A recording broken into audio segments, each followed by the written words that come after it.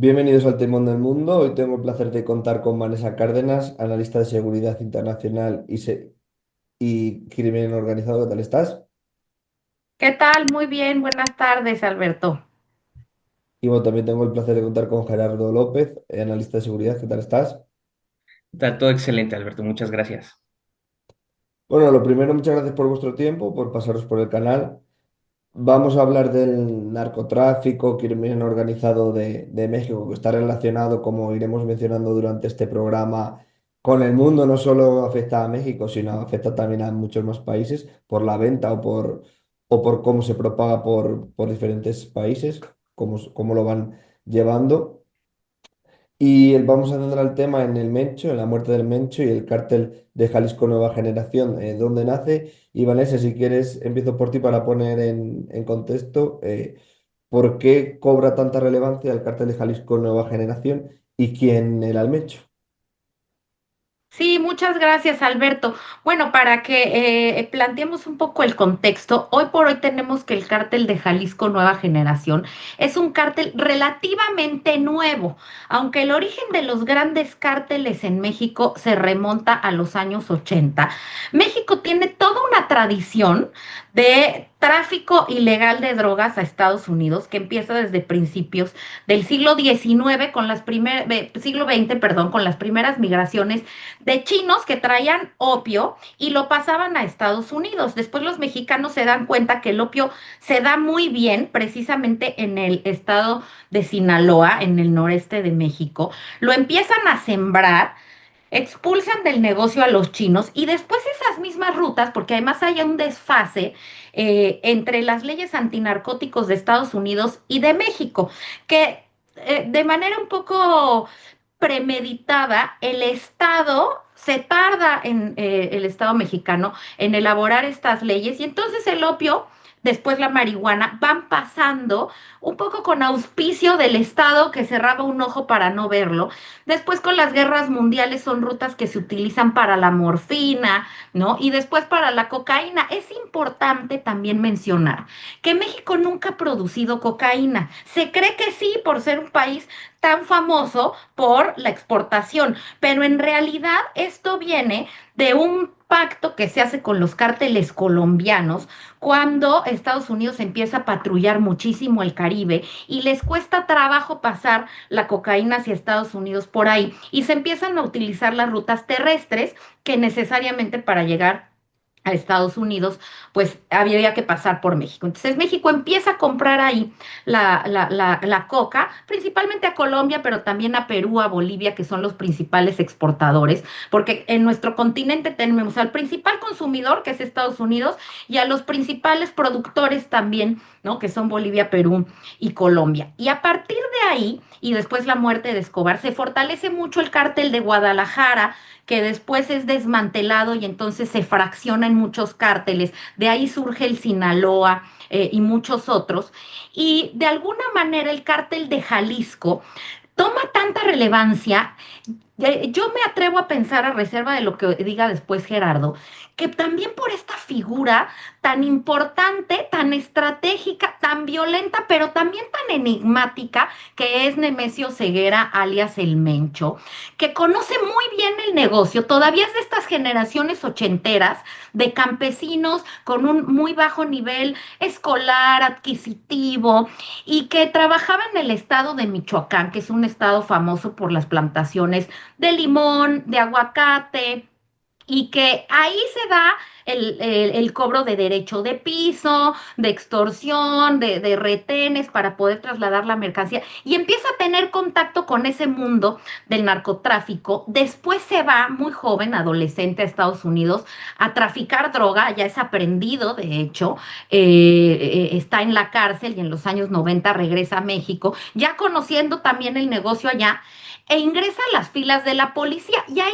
hace una gran cantidad de vínculos, a conocer cómo se manejaba la inteligencia dentro de la policía y hacer muchos contactos, que es una de las cosas que llama la atención del Mencho, la capacidad que tuvo de corromper principalmente autoridades de las aduanas, y bueno, muchas otras. Y también, eh, bueno, pues forma parte de una escisión en algún momento del cártel de Sinaloa, que forma el cártel del Milenio. Y cuando muera uno de los líderes del cártel del Milenio, se hace otra nueva escisión en dos grandes grupos, uno que lidera el Mencho y que después se va a conformar como el cártel de Jalisco Nueva Generación, con todas estas redes que ya tenía el Mencho y posicionándose por la calidad de violencia que tiene. En la historia de México es el cártel más violento junto con los Zetas, que de hecho ellos en algún momento se conocieron como los Matazetas. Los Zetas eran un grupo de soldados de élite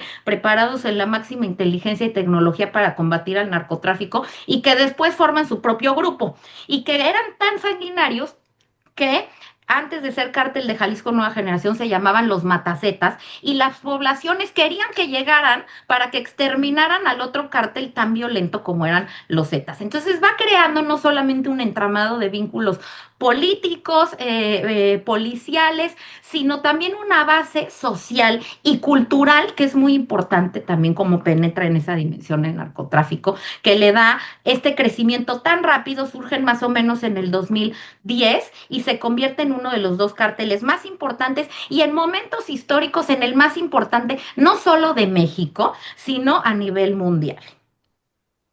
Gerardo.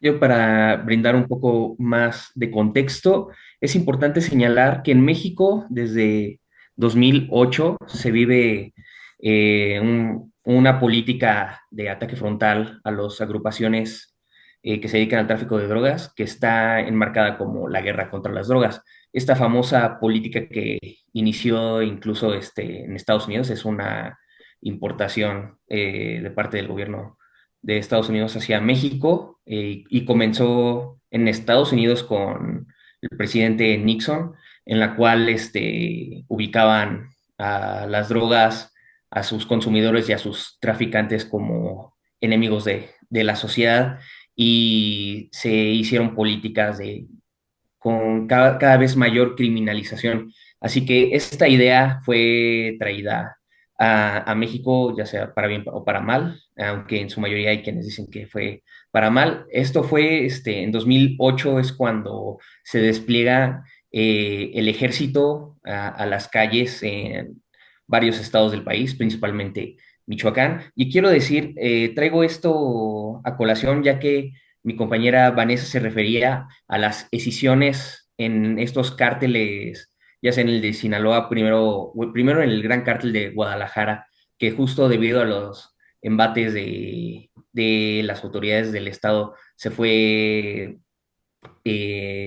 atomizando y del cual surgieron otros cárteles como el cártel de Tijuana o el mismo cártel de Sinaloa que también conocerán debido a su gran relevancia y este personaje que es el Chapo. En 2008, uno de los estados donde tuvieron mucha presencia militar fue precisamente Michoacán, Jalisco y Guanajuato. Así que este cártel, el cártel del Milenio que ya hizo referencia mi compañera Vanessa, recibió parte de este embate de las autoridades. Sus líderes fueron poco a poco, ya sea unos fueron detenidos, otros cayeron muertos por enfrentamientos, ya sea con las autoridades o con la lucha entre los mismos cárteles por el control de las rutas para el tráfico de drogas y el control de los mercados criminales. Y es en esta coyuntura que el Mencho, con toda esta idea logística que había adquirido en los ochentas, que nuevamente nos platicó Vanessa, fue capaz de ir escalando. También es importante señalar que durante el 2008, el inicio, la primera etapa de la guerra contra las drogas, se concentró mucho el gobierno en atacar este grupo que era llamado los Zetas, estos exmilitares que ya nos mencionaban. ¿Por qué? Porque eran sumamente violentos. Ellos desataron una violencia que no se había visto antes en México, así que fueron declarados objetivos principales para el gobierno. Así que mientras el gobierno tenía la atención para este grupo en particular, los otros grupos aprovechaban para crecer y a quedarse con los territorios y las rutas comerciales que los grupos iban dejando. En este coyuntura es que el Mencho va profesionalizándose tanto en el tráfico de drogas como en el ejercicio de la violencia, así que va escalando. Y yo recuerdo que los primeros señalamientos, me parece, por lo menos en los medios públicos, es aproximadamente en 2014 cuando hubo un enfrentamiento importante entre fuerzas federales, en ese entonces todavía Policía Federal, con el recién nombrado Cártel Jalisco Nueva Generación, en la cual a partir de este enfrentamiento, uno de los hombres armados del Cártel Jalisco Nueva Generación utilizó un lanzacohetes y derribó un helicóptero del Estado. En ese momento saltaron ya la atención tanto de las autoridades como de la opinión pública en todos los medios, y todo el mundo dijo, bueno, ¿quiénes son estos tipos? ¿Por qué tienen tanto poder de fuego? ¿Por qué son tan peligrosos? Y entonces ya se hace esta identificación, que viene esta decisión del Cártel del Milenio, y que es el grupo que comenzaba a ser dominante en lo que se conoce como la región del Bajío en México, que es Guadalajara, parte de Michoacán, bueno, Jalisco, de ahí el nombre de Cártel Jalisco Nueva Generación, Jalisco, Colima, Michoacán y Guanajuato, que bueno, e incluso a la fecha se dice que el cártel, este cártel se extendió a 20 estados del país, o sea, su presencia es bastante grande, así que que era ubicado como uno de los dos grandes agrupaciones en el país, junto al cártel de Sinaloa, y el Mencho Nemesio Ceguera, alias el Mencho, era ubicado como uno de los grandes capos de la droga en este país. Previamente teníamos a Ismael Zambada y a Joaquín Guzmán, lo era el Chapo Guzmán del cártel de Jalisco, su contraparte en el cártel Jalisco Nueva Generación era precisamente el Mencho. Así que es una figura de liderazgo que se encontraba en la cima de la pirámide criminal en este país. Vanessa. Sí, de hecho, el Mencho tenía ya varios años enfermo. Entonces, también es una figura enigmática, misteriosa, porque si bien el Chapo, bueno, lo aprenden varias veces y logra escapar en estas escenas casi de película, ¿no? La primera en un helicóptero, después por un túnel hacia Estados Unidos. Bueno, del Mencho poco se sabía poco de su familia, se sabía poco de dónde estaba, se sabía que estaba enfermo, entonces de pronto se especulaba si ya se había muerto, si lo iban a prender, si se estaban peleando las diferentes facciones del cártel por lograr el liderazgo. Lo cierto es que nunca lograron detenerlo y que todo este misterio alrededor va creando una figura mítica, un poco idealizada, porque para los que nos escuchan que no están en países tan acostumbrados como nosotros, ¿no, Gerardo? Que tenemos una cultura bastante familiarizada con la del narco. eh, este tipo de figuras son aspiracionales, o sea, para muchos jóvenes hoy, y lo digo con una profunda preocupación, tú les preguntas en algunos pueblos donde el Estado no llega, pero sí llega el narcotráfico, y hay estudios donde los niños dibujan qué quieren ser y unos dibujan médicos y otros pilotos de avión, etcétera. Pero muchos te dibujan un sicario porque son los que en la pandemia, porque además por ejemplo, el líder del cártel de Sinaloa, el Chapo, tiene su propia marca, el Chapo, y tú puedes comprar ropa del Chapo en internet. Llegaban a llevarles medicinas, comida, todo con su marca, porque tienen un ejercicio de mercadotecnia impresionante, y porque les ofrecen oportunidades de trabajo, ¿no? Y oportunidades de un muy rápido ascenso a bienes económicos que un trabajo no les ofrecería, ¿no? Y en una sociedad donde se valora más el dinero que cómo lo obtienes, entonces también este fenómeno narco va creando una cultura, y eso es súper interesante porque hay esta dimensión, a diferencia, por ejemplo, de la mafia italiana o de las tríadas chinas, que son de muy bajo perfil, ¿no? La mafia italiana en los años 90, después de estos grandes incidentes en contra del Estado, se da cuenta que le es mucho más funcional que secuestrar y matar a altos funcionarios del Estado. Mejor extorsionar y tener crímenes con gente de más bajo nivel que no sean tan publicitarios o publicitados y que eso hace que se legisle menos y se les persiga menos. Y hoy la mafia italiana ha logrado llegar al norte, es muy poderosa, pero se menciona menos que en esa época. El narco no, al narco le gusta enseñar, tienen sus propias páginas de internet, drones que graban sus enfrentamientos. Y estos chicos, los sicarios, ¿no? Que son los asesinos a sueldo, los halcones, que son como de alguna manera los que supervisan, ¿no? Y pasan la información que se les paga además muy poco, ¿no? Se les paga aproximadamente $600 al mes y por esas cantidades son capaces de matar. Eh, Se sienten que por primera vez son temidos, son respetados, enseñan sus pistolas en internet, enseñan la ropa de marca, se ha creado la cultura de las buchonas, que son las novias y las esposas de los narcos, mujeres que se operan y que tienen todo, por eso son buchonas. En México al pecho se le llama buche, una forma muy coloquial. Entonces, como se operan y tienen mucho de todo y enseñan las uñas con muchos brillantes, los labios muy grandes, o sea, todo mucho y toda la ropa es de grandes diseñadores de marca. Entonces, es aspiracional para muchas mujeres llegar a eso, ¿no? Aunque la mayoría después las asesinan y son víctimas de la estructura patriarcal que tiene el narcotráfico. Se crean también santos narcos, porque hay que decirlo, tradicionalmente San Judas Tadeo era el santo de los narcos, después la Santa Muerte, que es esta calavera vestida como la Virgen.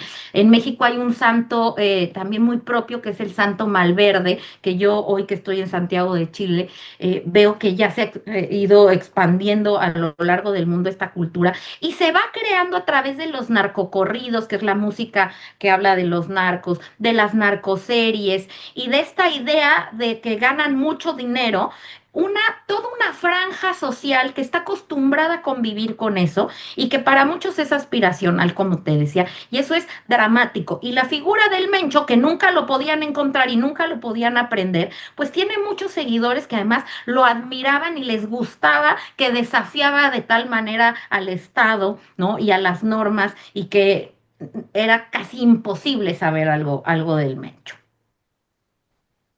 Gerardo. Y, quiero añadir esta parte de Nemesio, o sea, era la figura del Mencho como un personaje enigmático. Tienes razón, durante mucho tiempo realmente no sabíamos nada, ¿no? Teníamos las imágenes del Chapo en la prisión y de la cual escapó en varias ocasiones, pero del Mencho había por ahí alguna que otra foto de cuando lo detuvieron en los años 80, por ahí eran solamente dos fotos las que se tenían, ¿no? De ahí en fuera, todo lo que se tenía sobre él era rumores y rumores que devenían en una especie de épica, de narrativa épica que, como bien dijo mi compañera Vanessa, alimentó a esta figura del personaje que se ponía a la autoridad del Estado y que además ganaba, ¿no? Porque si algo que también se decía es que los enfrentamientos con sicarios del Jalisco Nueva Generación estaban tan bien armados que superaban en cuestión táctica, operativa y tecnológica a las autoridades y entonces ganaban. Así que se hizo esta figura invencible. Incluso yo hace un par de días, esta semana, escribí un texto en el cual digo que con su caída se termina la época de los grandes capos en este país. Yo sostengo que él era el último gran capo que quedaba, que justo se refiere a esta figura que la épica que se genera a su alrededor los encumbra como un líder y es un líder que termina siendo una especie de amalgama al interior de la agrupación. Las estructuras de estos grupos, de estos cárteles o organizaciones que se dedican al tráfico de drogas, por lo menos específicamente en México, están organizados más en redes. Regularmente no tienden a ser completamente piramidales, verticales, y esto les ha permitido sobrevivir. Así que están divididos. Hay un grupo central, que en este caso está el Mencho al centro, y las redes se extienden alrededor de él y se van dividiendo a lo largo del país. Por eso se dice que entonces hay un grupo o célula del Cártel Jalisco Nueva Generación, en un estado, luego en otro estado, luego en otro estado, y luego entre estas células probablemente no tengan comunicación, pero sí con el grupo central.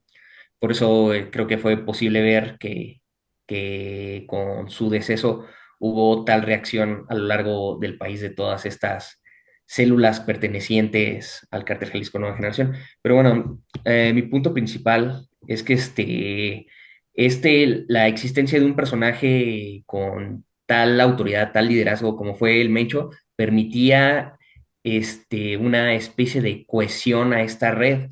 Eh, que si consideramos las escisiones que se dan en los otros grupos, puede que ahorita la ausencia de esta gran figura haya una escisión importante alrededor, y que estas células se comiencen a considerar grupos independientes, ¿no? Pero entonces, ya con la ausencia de Joaquín Guzmán Loera, del Mayo Zambada, con todos los que han eliminado de los cárteles del norte, con los que fueron los Zetas, el último gran capo que quedaba en pie era Nemesio Oseguera, alias el Mencho. Era del que no sabíamos casi nada, e incluso ahorita no hay imágenes de su cuerpo, ¿no? Creo que fue una decisión del Estado, tal vez sí acertada, pero hay muchos medios de comunicación que lo están pidiendo, más allá para una cuestión de morbo, es justo para dejar de alimentar esta narrativa épica, enigmática de que quién era el Mencho, ¿no? Para así decir, pues ser un ser humano, y este es el cuerpo del que fue un criminal, y no es más que eso. Un criminal no es un héroe, no es un personaje de una aventura épica, es un criminal que murió enfrentándose al Estado hasta sus últimas consecuencias, y que el Estado en este caso cumplió con su función al enfrentarlo. Aunque las autoridades después declararon que su intención era capturarlo con vida, pero creo que un personaje como tan peligroso como que iba a tener tal protección, iba a ser casi imposible detenerlo con vida. Cosa distinta pasó con Ismael Zambada y con el mismo Chapo, pero al parecer hasta en su muerte, con la ausencia de una imagen del ya fallecido, sigue alimentando esta misma imagen enigmática de el Mencho. Vanessa, ¿y por qué ha caído? ¿Qué ha llevado a que se haya podido llevar esta operación y que hayan dado un golpe tan grande al cartel de Jalisco Nueva Generación?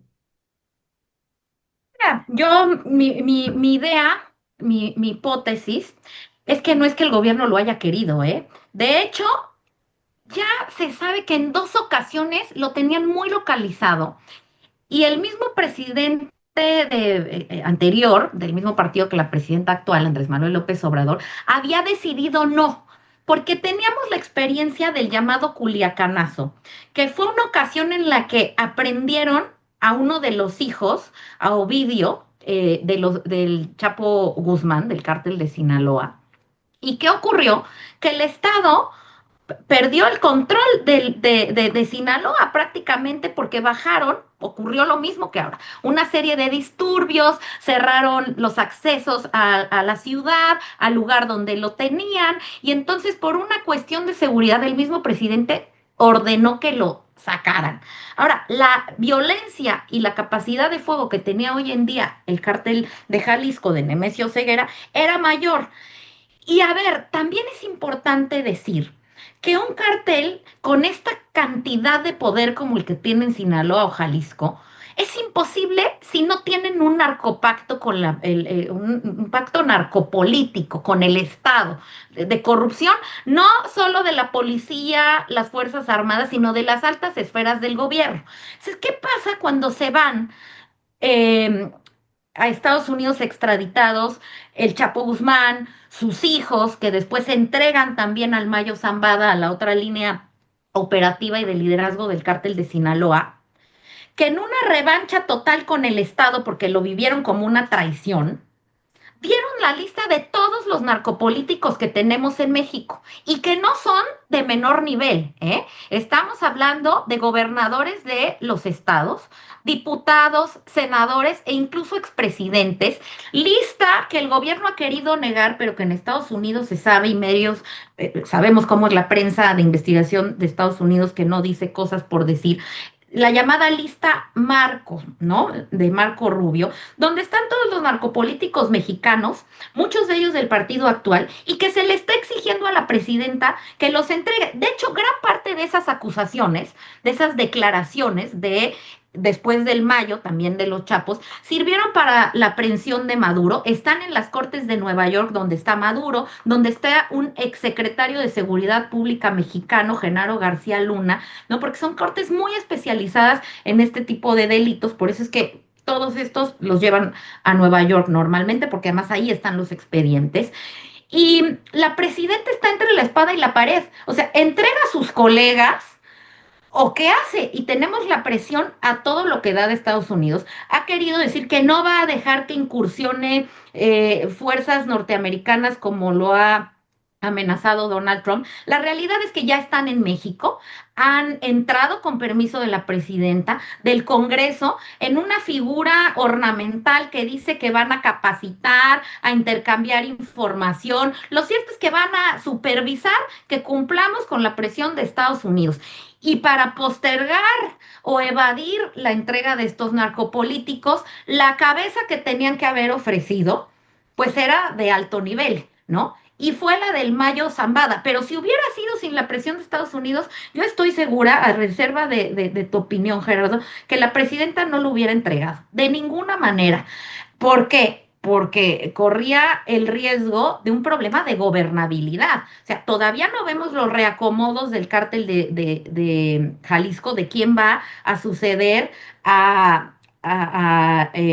Mencho. Pero estos reacomodos son muy violentos. Quien paga siempre esta situación es la población civil, porque no es que se muera el Mencho y ya se desmorona el cártel, no, hay que hacer toda una seguimiento de estructura y quitarle sus contactos en el gobierno porque el negocio sigue. Estados Unidos sigue teniendo los mismos millones de adictos que están dispuestos a matar por recibir su droga. Entonces, nadie va a renunciar a un negocio de millones de dólares que es negocio también para el gobierno. Pero sin esta presión el gobierno no lo hubiera hecho. Si realmente quiere cambiar la estrategia, pues tendrá que entregar en algún momento dado a todos esos narcopolíticos también. Pero yo creo que hoy la presidenta fue muy valiente, pero debe de tener mucho miedo. Y yo no sé, ¿no? Lo planteo como una disyuntiva o una pregunta sobre la mesa que no voy a responder. ¿Qué suerte tuvo la presidenta y todo el gobierno mexicano de que se les muriera en el camino? Si es que se murió, ¿no? Y no lo mataron, porque yo creo que hubiera sido una decisión bastante entendible del gobierno mexicano. No lo sé. Quiero creer que tuvieron mucha suerte de que se haya muerto, porque mandarlo a Estados Unidos y que complete la lista que ya dio el Mayo y que ya dio el Chapo, bueno, nos quedamos sin Congreso, nos quedamos sin gobernadores y posiblemente sin expresidentes. Gerardo. Estoy totalmente de acuerdo con Vanessa. La presión de Estados Unidos a México fue clave en este operativo. Al inicio de año posterior al operativo realizado por Estados Unidos, a la invasión a Venezuela y la extracción de Maduro, incluso ese mismo día le preguntaron a Donald Trump. Y bueno, ¿qué va a pasar con México? Y él dijo, pues sí, si las cosas no mejoran con México, no duden que vamos a entrar a México, ¿no? O sea, justo terminaba o todavía no terminaba de cumplir una intervención cuando ya estaba amenazando con la siguiente intervención a México. Así que sí, en ese momento, aunque yo defiendo que no se cumplían las mismas condiciones que en Venezuela, en México, para que hizo una intervención de ese estilo, de ese mismo tipo que entrar a un equipo táctico para hacer una extracción de algún personaje, pero creo que la presión sí va a estar y sí ha aumentado y que precisamente lo que iba a reducir esta presión era o la entrega de captura y extradición de un político de alto nivel por relación con grupos de la delincuencia organizada en México, o la captura de un alto narcotraficante como Nemesio Ceguera, el Mencho. Eso también lo publiqué en un texto hace un mes, y así que, creo que muchos estaremos de acuerdo en que sí, precisamente esta presión de Estados Unidos, si no hubiera sido esta presión, no lo hubiera hecho, porque como lo dice Vanessa, ¿cuántos años pasaron sin que se hubiera intentado este personaje? Y yo creo, haciendo un poco de abogado del diablo, que es entendible. También argumenté en ese mismo texto que cuando sabes que las reacciones de violencia, los brotes de violencia que pueden devenir posterior a la captura o deceso del narcotraficante, se te escapan de las manos y que partes del país entren en casi un conflicto civil, un conflicto interno. Creo que sí es entendible que las autoridades lo piensen más de dos veces antes de hacer un operativo de este tipo. Aquí, previo a este operativo, quiero señalar que a inicios de año en Estados Unidos, del Comando Norte, que es la unidad militar que se encarga del, del seguimiento de la seguridad hemisférica de Estados Unidos, en el continente americano, creó una nueva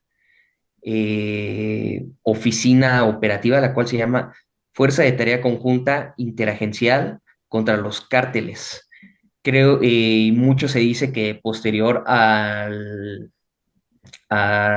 este operativo que hicieron contra el Mencho, fue importante la participación de esta fuerza conjunta que es recién hecha.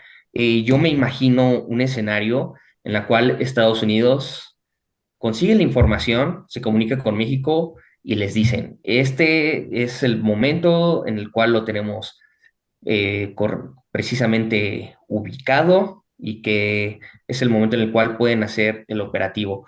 Y que una vez que te avisan de inteligencia estadounidense dónde lo puedes ubicar, eh, inmerso en ese mensaje viene la presión de que tienen que actuar ahora o nunca. Creo que también por donde estaba el Mencho estaban las condiciones para que hubiera otro tipo de injerencia de parte de Estados Unidos, de que precisamente ellos enviaran ya sea un dron o un equipo operativo para que ellos realizaran ya sea el abatimiento o la extracción de este personaje. Así que frente a esta posibilidad, una de dos, o que se escape, o dos, o que Estados Unidos lo haga por su cuenta, el Estado tomó las autoridades, la presidenta, como bien dice Vanessa, tomó la decisión final de, pues hay que hacerlo, es ahora o nunca, y evitamos cualquier otro tipo de injerencia y presión de parte de los Estados Unidos. Así que sí ha sido fundamental esta presión, cooperación que ha habido de parte de Estados Unidos. Cooperación porque sí hubo una entrega de información, pero la presión va intrínseca en esta cooperación, ¿no? Ahora sí que, bien dice Vanessa, están las autoridades entre la espada y la pared. Vanessa, lo hemos comentado un poco, pero para ir acabando si queréis, ¿qué deparará el futuro? Me imagino que lo que habéis dicho, a ver quién va a ser el sucesor, ¿no? del Mencho. Así es, bueno, ahora lo que queda es ver, porque también estamos en un reacomodo de Sinaloa, que no acaba de tener como un líder identificado, y tal vez por lo que decía Gerardo, ¿no? Que tiene mucha razón. Esta época de los grandes capos, no me viene ahorita a mí, la verdad, Gerardo, ningún otro después del Mayo, del Mayo, del Chapo, del Mencho, como con estas características. Sabemos que hay algunos lugartenientes. Suena mucho el hijastro del Mencho porque su hijo también fue extraditado a Estados Unidos, tiene cadena perpetua. Las hijas mujeres, la verdad es que todavía, como te decía, los cárteles son súper patriarcales, sería muy complicado, pero el hijastro, porque además esto es otra cosa bien interesante del Mencho, ¿no? Como en la Edad Media los matrimonios le dan poder. Se casa con Rosalinda Valencia, que es de estas figuras tradicionales del narcotráfico, pero que además los Queenies, como se le llama al grupo de la familia de su esposa, se han dedicado al lavado de dinero. Ese es como su gran éxito, ¿no? Dentro del narcotráfico, el blanqueo de activos, y a partir de ahí tienen vínculos para hacer esto con el cártel de Jalisco, pero también con grupos terroristas del Medio Oriente, de África, etcétera.